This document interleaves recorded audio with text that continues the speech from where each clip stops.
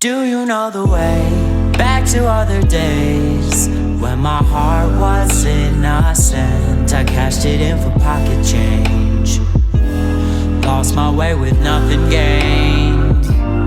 I've been singing songs and I've been working hard, trying to catch a shooting star, but everything is foreign here, clouded up and full of fear.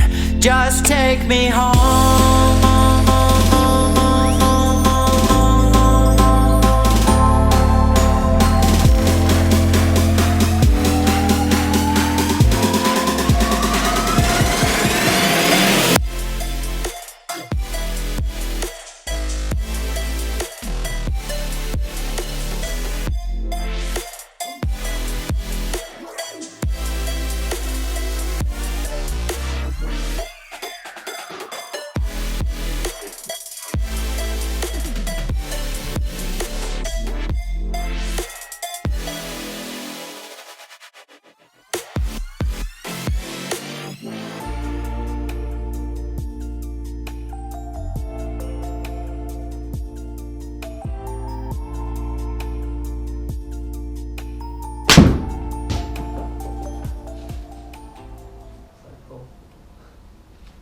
On to the 3D, mate. Let's take a look at what it shows us. So, first thing, let's just have a quick look at what we've got in terms of pelvis and shoulder rotations. So, we would see that your flexibility is actually pretty good. You know, at the start here, you're opening both your hips and your shoulders relative to the target line. 3 degrees in the shoulders, 6 degrees in the hips. Taking this back, what we'll notice is as we get to the top of the backswing, okay, we created 109 degrees of shoulder rotation. It's 32 on the hips. That's massive, okay, but probably a bit bigger. Probably explains why sometimes your bad shot ends up leaving the club face open to the right, because you end up being a bit trapped. So we need to get you rotating those hips a little bit more, because that gap's a little bit big. Okay. What's really interesting is when we have a little look at this on this graph right here. Okay, so this graph here, where it's got the dip in the middle, this is called spine turn. This is to do with torque built up. Okay, so i.e. when you start your lower body forwards against your spine, and you get like a build up of tension through the back. So this would be known as spine turn. Well, this spike down here should be right through the transition. Well, your spike starts in the backswing. Okay, so it means your pelvis is rotating early. So you see how early the head pelvis goes from 32 there down to 23, 24. It's already, you know, turned 10 degrees and the shoulders have moved 10 degrees-ish. Somewhere near there, yeah? So, and then obviously the shoulders really got them work really hard. So what we'd get is through the golf ball is why your upper body isn't that open. So your right side's dropped down a lot more. One that intrigued me a little, okay, let's get the number up on it. So this is the same number as on the graph, okay? What we saw is you're not getting enough wrist set. 97 degrees of left wrist cock at the top. Yeah, so it's perfect. There's no set there at all, is it? It should be at least 90, okay? And it dips down and we create lag, it gets to 88. You know, if we could get you a, you know, let's say 84 at the top and it dips down those extra 8 to 76, because that's just sequencing is going to get the lag, okay? But it's a bit the lack of set at the top, so with your flexibility we should be able to definitely get more than that. Right, let's go forward tilt. So this is to do with where your spine is moving, okay? So we would see that yours is lifting a little to start with. It lifts up to 5 degrees, okay? Now part of the reason for that is that what we'd see is in this graph, can you see how it says lift and thrust? The lift is obviously vertical It's like straight up, standing yeah. up almost. The Yeah. thrust is towards the golf ball. Mm-hmm. Well, you've got both of these on the go in the backswing right here. There's the top of the backswing. Mm-hmm. Okay, so if we expand this just a little, that's the top of the backswing right there on that red line. Mm-hmm. So they're both lifting and thrusting in the backswing. Okay. The thing that I've always noticed in your swing is a little bit of dip. Okay, so you create in your pelvis quite a lot of side tilt Mm-hmm. there in the backswing. Okay, and we get a lot in the upper body. If we have a quick look at what that looks like on video, what we see is left hand side of the screen. You do see it's dropping. Now, would that be technique or a weakness?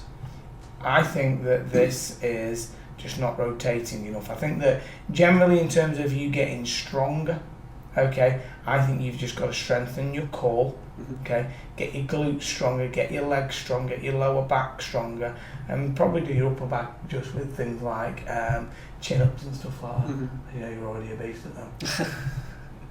You've never seen me before. So it stands probably a little bit narrow on the right side of the screen. Okay, in fact definitely a little bit narrow. And what we'd see is, and we'll see this on the 3D, see how your upper back starts to move towards the target now. Mm-hmm. Okay, so we can see that that is sink. Okay, so obviously the back's starting to sink. So let's have a look what that says on the 3D, because then you're obviously in front of it here. Okay, see the upper back's already. Yeah. So what we'd see is 3D. Let's go side tilt. So 7 away at the start. That's a good spine tilt. But as we start that backswing, see that you're already moving towards the target. Yeah. So at the top, those 7 have completely gone. Mm-hmm. Okay. So now you've got to then back out. So that's going to put a lot of pressure on your lower back, because through the golf ball you've backed out to 19. And it almost like dipped the other way as well, like Yeah. stood up to go the other way. That's just because on the way down, we said that you didn't open up enough. Yeah. So that's just because you're trying to open up for a little bit more space. Okay. Yeah. Right, let's just see. That's Okay. actually really bad because I start at 7, go to 0, and then go all the way back the other way to 18. Yeah, There's so much movement there, isn't 19 is impact. there? Yeah, a lot of movement.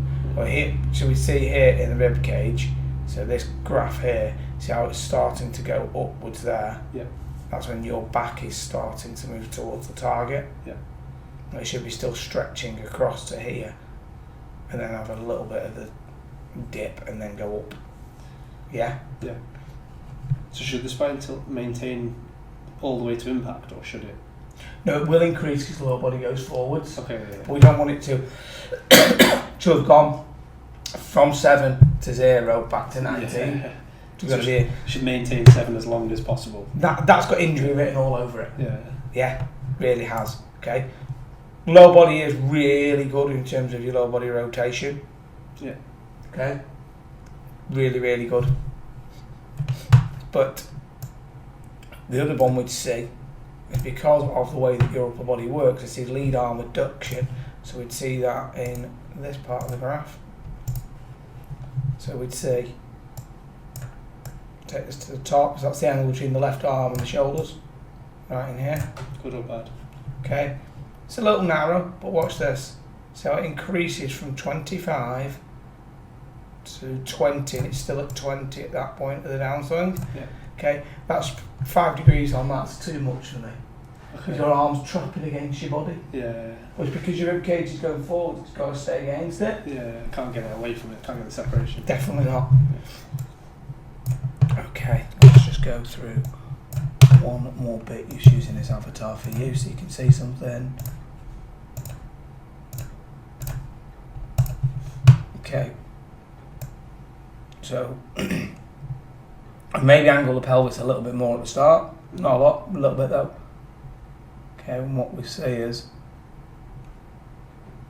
so 32 degrees, 31 at the top here, and obviously that stays fairly steepish, that angle, until you back it up a lot and have a look at the difference on those angles through the ball. Yeah. because your head's going backwards so much, the angle in the shoulders is really increasing a lot with tilt. Yeah. Yeah. So the tilt means that the upper, because the head's going to the right, that tilt's increasing massively. So this is the tilt. See how much it increases through the ball? Mm-hmm. It's got a huge increase in the line there. Okay, this is way too much. You want these lines to be a bit closer together. Mm-hmm. Okay, that'll be fixed by the backswing. Just a quick look at this one. So this is doing. Okay, so we can see now when you dip down, see how that rib cage collapses a little there, Yeah. and then your head's now going backwards. Yeah. Yeah. The interesting one for you will be head movement. So address. Slightly towards the target. Now okay, backing out, and it's away from when you started. Yeah. Okay, so what we're going to do is, having seen this now, going to formulate a little bit of a plan for you with it based off the video, and we use the whiteboard. We're going to get rid of this dip through here into the backswing, widen that stance, going to get you setting the wrist a little bit more, and get you turning the hips a little bit more, and then from there we're going to work at getting that left arm off the body a little more, and get rid of that backing out through impact, and get that upper body open.